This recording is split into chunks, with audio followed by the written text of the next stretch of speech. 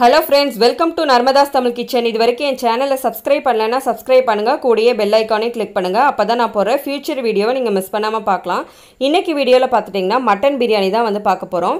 Mutton biryani பார்த்துட்டீங்கன்னா பொதுவா வந்து முஸ்லிம் வீட்ல செஞ்சா ரொம்ப டேஸ்டாவும் ஸ்மெல்லாவும் இருக்கும். சோ அந்த மாதிரி தான் நம்ம இன்னைக்கு செய்ய போறோம். பாய் வீட்டு பிரியாணி எப்படி வந்து நம்ம வீட்லயே பண்றது அப்படிங்கிறது பார்க்கலாம்.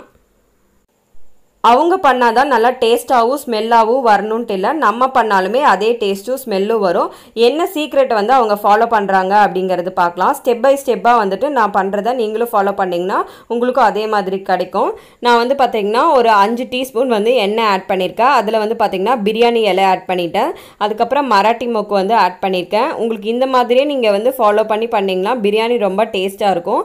அதுக்கப்புறம் பட்டை ஆட் பண்ணிவிட்டு அதுக்கப்புறம் வந்து பார்த்திங்கன்னா அன்னாச்சி மொக்கு ஆட் பண்ணிட்டேன். அப்புறம் வந்து ஒரு 5-6 ஏலக்காய் ஆட் பண்ணிவிட்டு அதுக்கப்புறம் சோம்பு ஆட் பண்ணிட்டேன். நெக்ஸ்ட் வந்து பார்த்திங்கன்னா 4 பெரிய வெங்காயம் ஆட் பண்ணியிருக்கேன். நான் வந்து 1 கிலோ வந்து மட்டன் ஆட் பண்ணியிருக்கேன். அப்புறம் 1 கிலோ வந்து ரைஸ் ஆட் பண்ணுறேன். அதுக்கு தகுந்த மாதிரி நம்ம வெங்காயம் ஆட் பண்ணிக்க போகிறேன்.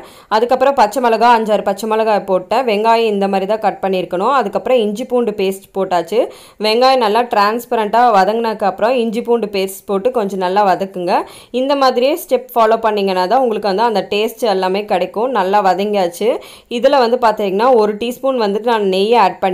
இந்த ஸ்டேஜில் நல்லா வதக்கிக்கோங்க. வெங்காயம் வந்து கலர் சேஞ்ச் ஆகணும். 2 டீஸ்பூன் வந்து நெய் ஆட் பண்ணியாச்சு. நல்லா வதங்கணும். அதுக்கப்புறம் வந்து பார்த்திங்கன்னா 2 கைப்பிடி அளவுக்கு நான் வந்துட்டு புதினாவும் கொத்தமல்லியும் வாஷ் பண்ணி ஆட் பண்ணிக்கிறேன்.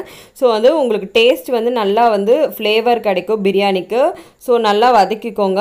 நல்லா வதங்கினதுக்கப்புறம் வந்து பார்த்திங்கன்னா நான் வந்து 2 தக்காளி வந்து ஆட் பண்ணிக்க போகிறேன். உங்களுக்கு வந்து வெங்காயத்தை விட தக்காளியோட குவான்டிட்டி வந்து கம்மியாக இருக்கணும். அப்போ தான் வந்துட்டு பிரியாணி வந்து ரொம்ப டேஸ்ட்டாக இருக்கும்.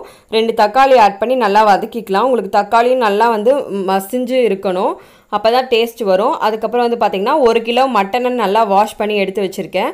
இந்த மட்டனையும் ஆட் பண்ணிக்கலாம். நம்ம அந்த இதில் மட்டனை ஆட் பண்ணி நல்லா கலந்துக்கலாம். 1 கிலோ வந்து பிரியாணி அரிசிக்கு 1 கிலோ மட்டன் போட்டால் தான் ரொம்ப நல்லாயிருக்கும். நான் வந்து பார்த்திங்கன்னா சீரக சம்பா அரிசி எடுத்து வச்சுருக்கேன். ஸோ அதுக்கு தகுந்த மாதிரி நான் வந்து மட்டன் வந்து 1 கிலோ ஆட் பண்ணிட்டேன். நெக்ஸ்ட்டு வந்து பார்த்திங்கன்னா 1/2 கப் தயிர் ஆட் பண்ணிக்கிறேன். தயிர் ஆட் பண்ணிங்கன்னா மட்டன் வந்து கொஞ்சம் சீக்கிரமாக வெந்துடும், நல்லா சாஃப்டாகவும் இருக்கும். ஸோ அதனால் தயிர் ஆட் பண்ணி நல்லா கலந்துக்கிட்டேன். ஸோ வந்து பார்த்திங்கன்னா முஸ்லீம் வீட்டில் எல்லாமே இந்த மாதிரி தான் நான் ஃபாலோ பண்ணுவாங்க. அதுக்கப்புறம் வந்து பார்த்திங்கன்னா 1/2 மூடியில் வந்து லெமன் ஜூஸ் வந்து ஆட் பண்ணுறேன். உங்களுக்கு நல்லா டேஸ்ட்டாக இருக்கும். ஸோ வந்து லெமன் வந்து ஆட் பண்ணிட்டேன். ஆட் பண்ணிவிட்டு நல்லா கலக்கிக்கோங்க. மட்டனில் எல்லாமே இது படுற மாதிரி கலக்கிற பிறகு தேவையான அளவுக்கு வந்து நான் உப்பு ஆட் பண்ணிக்கிறேன். கல்லுப்பு தான் ஆட் பண்ணுறேன் மட்டனுக்கு தகுந்த மாதிரி. நல்லா வந்துட்டு கலக்கிட்டு நமக்கு வந்து நெக்ஸ்ட்டு வந்து பார்த்திங்கன்னா குழம்பு மிளகாய் தூள் வந்து எடுத்து வச்சுருக்கேன். 2 டீஸ்பூன் ஆட் பண்ணிட்டேன். அதுக்கப்புறம் வந்து நல்லா கலர் கிடைக்கணும் அப்படின்ட்டு காஷ்மீரி சில்லி மிளகாய் வந்து 2 டீஸ்பூன் ஆட் பண்ணிட்டேன். நல்லா கலக்கிக்கலாம். அதுக்கப்புறம் மட்டன் வேகிற அளவுக்கு நம்ம தண்ணி ஆட் பண்ணி நல்லா கொதிக்க வைப்போம். அப்போ தான் வந்து மட்டன் நல்லா வேகும். நல்லா வெந்துருச்சு மட்டனு. இந்த அளவுக்கு உங்களுக்கு பாருங்கள், நம்ம எண்ணெயும் கம்மியாக தான் ஊற்றணும். அந்த மட்டன்லேருந்தே வந்து உங்களுக்கு நிறைய எண்ணெய் வந்து பிரிஞ்சு வந்திருக்கு. ஸோ இந்த மாதிரி கன்சிஸ்டன்சி ஆகணும். அதுக்கப்புறம் வந்து பார்த்திங்கன்னா நம்ம அரிசி எந்த டம்ளரில் அளந்தோமோ அந்த டம்ளரில் நம்ம வந்து கணக்கு பண்ணி தண்ணியை ஆட் பண்ணிக்கிறேன்னா, நான் வந்து பார்த்திங்கன்னா 1 கிலோ வந்து சீரக சம்பா அரிசி எடுத்திருக்கேன். ஸோ அதுக்கு தகுந்த அளவுக்கு நான் தண்ணி ஆட் பண்ணிட்டேன். சீரக சம்பா அரிசியை வந்து 1/4 மணி நேரம் ஊற வச்சுருக்கேன். நல்லா கொதிச்சிருச்சு தண்ணி. இந்த மாதிரி வந்து கொதிக்கிற சமயத்தில் தான் வந்துட்டு நம்ம ஊற வச்ச அரிசியை ஆட் பண்ணணும். உங்களுக்கு வந்து சீரக சம்பா அரிசி சீக்கிரமாக வெந்துடும். ஸோ வந்துட்டு உங்களுக்கு சீக்கிரமாகவே பிரியாணி ரெடி பண்ணிடலாம். நம்ம நல்லா வந்து கொதிச்சிருச்சு. நம்ம வந்து தண்ணி இதில் வந்துட்டு அரிசி ஆட் பண்ணிக்கலாம். கொஞ்சம் கொஞ்சமாக வந்துட்டு போட்டுக்கோங்க. எல்லா அரிசியும் நம்ம போட்டுட்டு நல்லா மிக்ஸ் பண்ணிக்கலாம். அதுக்கப்புறம் உப்பு, அதுக்கப்புறம் வந்து காரம் செக் பண்ணிக்கோங்க. செக் பண்ணிவிட்டு நம்ம வந்து என்ன பண்ணணும்னா இந்த ஸ்டேஜ்லேயும் வந்துட்டு நம்ம நெய் வந்துட்டு 2 டீஸ்பூன் வந்து ஆட் பண்ணிக்கலாம். அப்போ தான் வந்துட்டு நல்லா உங்களுக்கு ஃப்ளேவராக இருக்கும். நல்லா இந்த மாதிரி கொதிச்சுட்ருக்க சமயத்தில் 2 டீஸ்பூன் ஆட் பண்ணியாச்சு. நம்ம நல்லா கொதிச்சிருச்சு. இந்த ஸ்டேஜில் வந்துட்டு நம்ம தம் போட்டுக்கலாம்.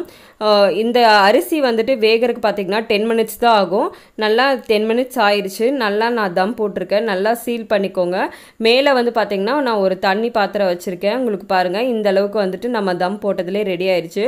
உங்களுக்கு உன்னியும் வந்துட்டு நல்லா தண்ணி இதெல்லாம் போகணும் அப்படின்னு நினச்சிங்கன்னா ஒன்றுமே நல்லா தம்மில் வைங்க. அப்போ தான் வந்துட்டு உங்களுக்கு சூப்பரான முஸ்லீம் ஸ்டைலில் உங்களுக்கு வந்து பிரியாணி ரெடி ஆயிரும். பாருங்கள், உங்களுக்கு சூப்பராக வந்துட்டு பிரியாணி ரெடி ஆயிடுச்சு. நல்ல ஸ்மெல்லாக இருக்கும். அவங்க எப்படி செய்கிறாங்களோ அதே ஸ்மெல் நம்ம வீட்லேயும் நம்ம செய்யலாம்.